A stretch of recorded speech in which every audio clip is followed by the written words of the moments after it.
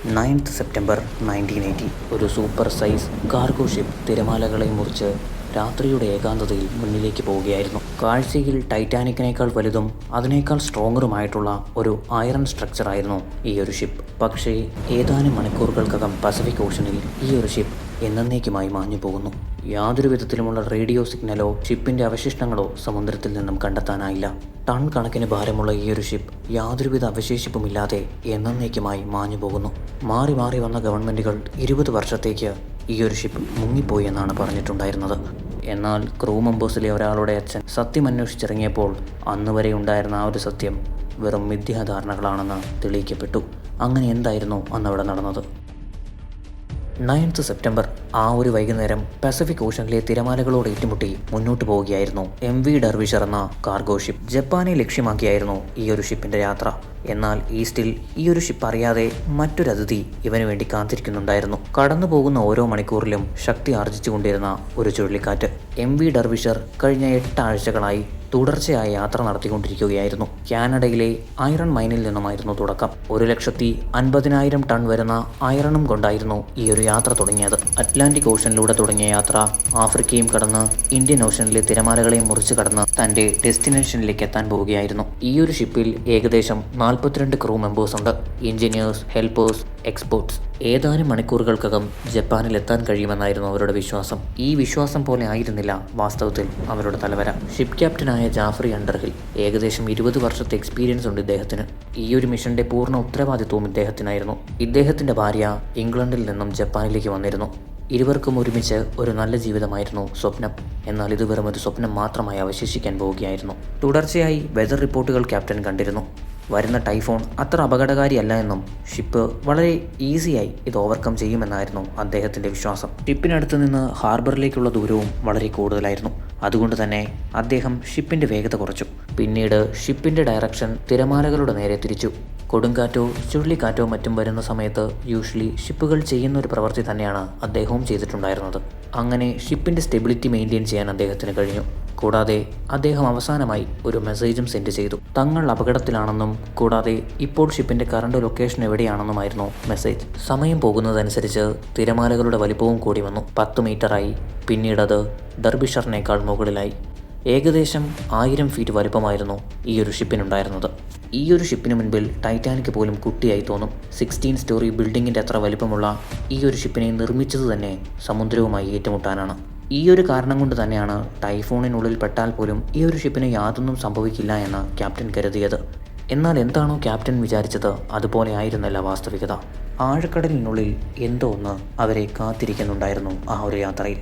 ആ രാത്രിയിൽ തന്നെ 2 നേവൽ ഷിപ്പ് ഈ ഒരു ടൈഫോണുമായി ഏറ്റുമുട്ടുന്നുണ്ടായിരുന്നു. എന്നാൽ പിറ്റേന്ന് രാവിലെ യാതൊരുവിധ പ്രശ്നവുമില്ലാതെ തന്റെ ലക്ഷ്യസ്ഥാനത്തെത്താൻ ഈ 2 ഷിപ്പുകൾക്കും കഴിഞ്ഞു. എന്നാൽ ഡർവിഷറിന് എന്താണ് സംഭവിച്ചത്?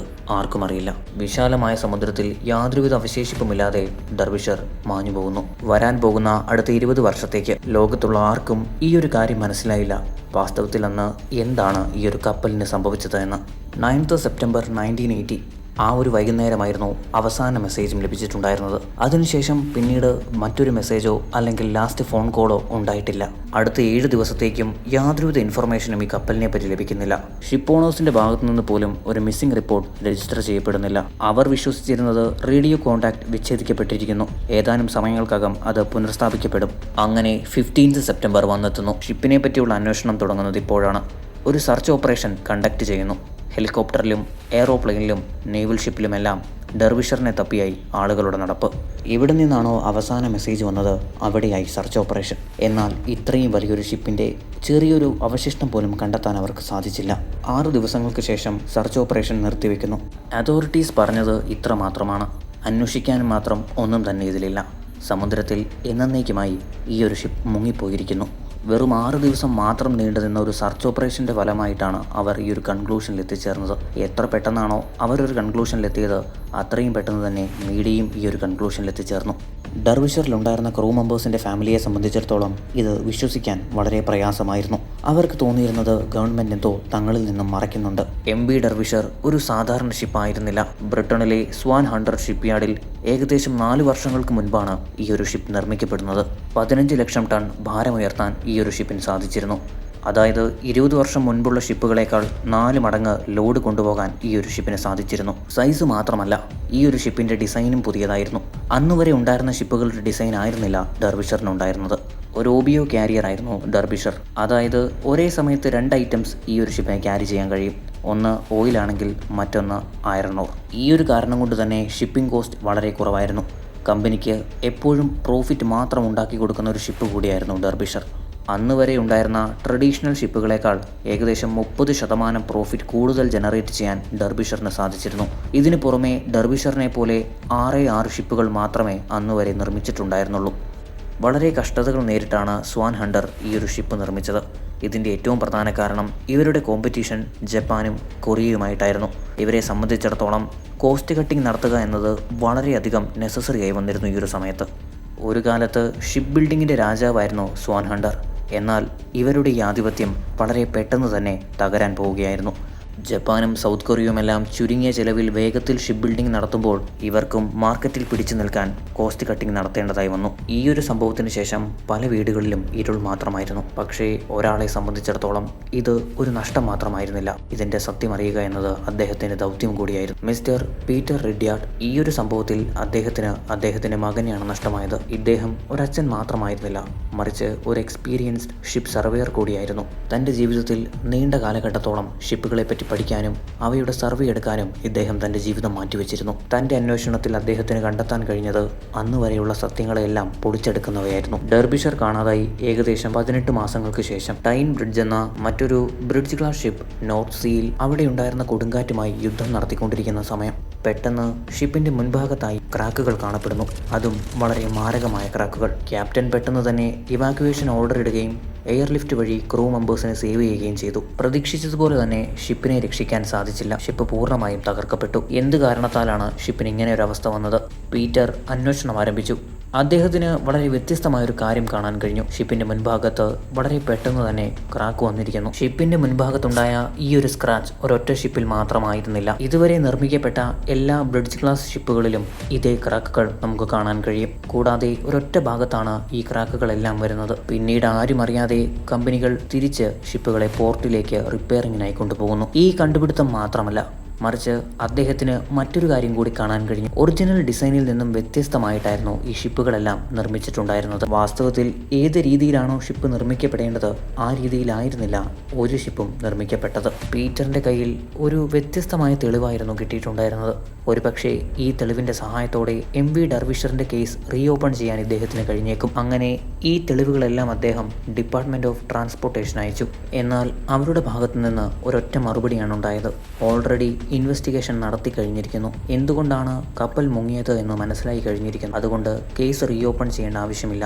ഇനി അതോറിറ്റിയിൽ വിശ്വസിച്ചിട്ട് കാര്യമില്ല എന്ന് മനസ്സിലായ ഫാമിലി മെമ്പേഴ്സ് 1984 ഡെർബിഷേഴ്സ് ഫാമിലി അസോസിയേഷൻ രൂപീകരിച്ചു. ഇവരുടെ ലക്ഷ്യം വളരെ വ്യക്തമായിരുന്നു.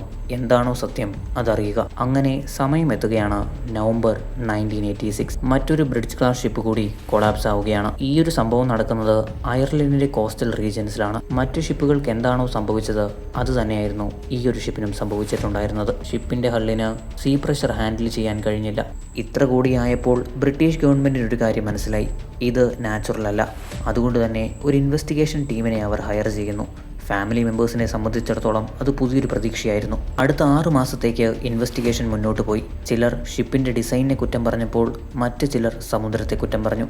എന്നാൽ പീറ്ററിന്റെ കണ്ടെത്തലുകളെ ആരും ശ്രദ്ധിച്ചില്ല.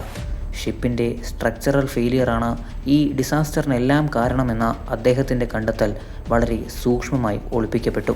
അങ്ങനെ 6 മാസങ്ങൾക്ക് ശേഷം ഇൻവെസ്റ്റിഗേഷൻ റിപ്പോർട്ട് പുറത്തുവരുന്നു. ഡെർബിഷർ ഉൾപ്പെടെ ഇതുവരെ നടന്ന എല്ലാ കൊളാപ്സിംഗ് ഇവൻറ്റുകൾക്കും കാരണം തിരമാലകളാണ്, അല്ലാതെ സ്ട്രക്ചറൽ ഫെയിലിയർ അല്ല. രണ്ടാമത് നടന്ന ഈ ഒരു ഇൻവെസ്റ്റിഗേഷൻ റിപ്പോർട്ടും ആ ഫാമിലീസിൻ്റെ പ്രതീക്ഷകളെ മുഴുവനായി ഇല്ലാതാക്കി. അവർ വീണ്ടും വീണ്ടും പറഞ്ഞു, ഇത് ഷിപ്പിൻ്റെ സിസ്റ്റം ഫെയിൽഡ് ആയതുകൊണ്ട് മാത്രം നടന്ന ഒരു ഇവൻ്റാണ്, അല്ലാതെ തിരമാലയുടെയോ ക്ലൈമറ്റിൻ്റെയോ അല്ല.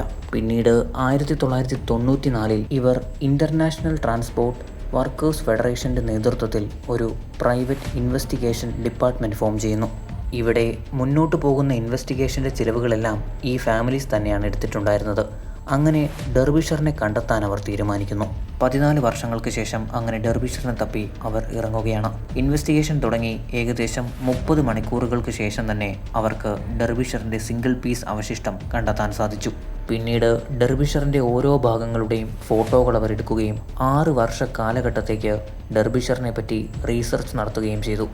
ആ റീസർച്ച് റിപ്പോർട്ട് അന്ന് വരെ ഉണ്ടായിരുന്ന സത്യങ്ങളെയെല്ലാം പൊളിച്ചെഴുതുന്നവയായിരുന്നു. റീസർച്ചിൽ നിന്നും മനസ്സിലായ കാര്യം ബോസൺ സ്റ്റോർ, അതായത് ഷിപ്പിൻ്റെ മുൻപിൽ കാണുന്ന ഒരു സ്റ്റോർ ഹൗസ്, ഇവിടെയാണ് നെസസറി ആയിട്ടുള്ള ഷിപ്പ് എക്യുപ്മെൻറ്റ്സ് എല്ലാം സൂക്ഷിക്കുന്നത്.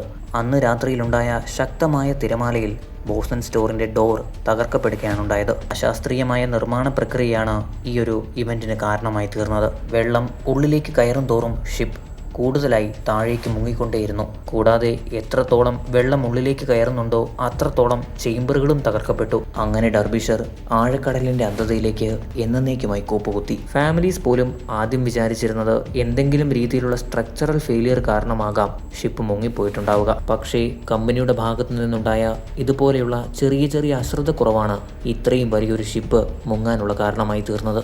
1970കളുടെ സമയത്ത് ഇതുപോലെയുള്ള ഷിപ്പുകൾ മുങ്ങുക വളരെ കോമൺ ആയിട്ടുള്ള കാര്യമായിരുന്നു. കമ്പനികൾ ഉൾപ്പെടെ ഇതൊരു നമ്പേഴ്സ് ഗെയിമായിട്ടായിരുന്നു കണ്ടിട്ടുണ്ടായിരുന്നത്. എന്നാൽ ഡെർബിഷർ ഫാമിലി വളരെ വലിയൊരു കാര്യമാണ് അന്ന് കണ്ടെത്തിയിട്ടുണ്ടായിരുന്നത്. ഷിപ്പിംഗ് ഇൻഡസ്ട്രിയെ മുഴുവനായി എക്സ്പോസ് ചെയ്യാൻ അവർക്ക് കഴിഞ്ഞു. ഈ ഒരു ഇവൻറ്റിന് ശേഷം പുതിയ ഷിപ്പിംഗ് ഡിസൈനുകളും പുതിയ റൂൾസും ഇൻട്രൊഡ്യൂസ് ചെയ്യപ്പെട്ടു. ഇവർ ഒരു ഷിപ്പ് മാത്രമായിരുന്നില്ല കണ്ടെത്തിയത്, മറിച്ച് മുഴുവൻ സിസ്റ്റത്തെ തന്നെ ചേഞ്ച് ചെയ്യുകയാണുണ്ടായത്. ഈ ഒരു ഇവൻറ്റിനെ പറ്റി നിങ്ങൾക്ക് എന്താണ് പറയാനുള്ളത്? ഈ ഒരു വീഡിയോ നിങ്ങൾക്ക് ഇഷ്ടമായിട്ടുണ്ടോ എങ്കിൽ വീഡിയോയ്ക്ക് ഒരു ലൈക്ക് നൽകി ചാനൽ സബ്സ്ക്രൈബ് ചെയ്ത് നോട്ടിഫിക്കേഷൻ ബെൽ ഓളിൽ ഇനേബിൾ ചെയ്യാനും നിങ്ങളുടെ കൂട്ടുകാരുമായി വീഡിയോ പരമാവധി ഷെയർ ചെയ്യാനും മറക്കരുത്. നിങ്ങളുടെ അഭിപ്രായങ്ങളും നിർദ്ദേശങ്ങളും കമൻറ്റുകളായി രേഖപ്പെടുത്തുക. മറ്റൊരു ഇൻട്രസ്റ്റിംഗ് വീഡിയോയുമായി ഞാൻ വീണ്ടും വരുന്നതുവരേക്കും എന്നത്തെയും പോലെ thanks for watching and good bye.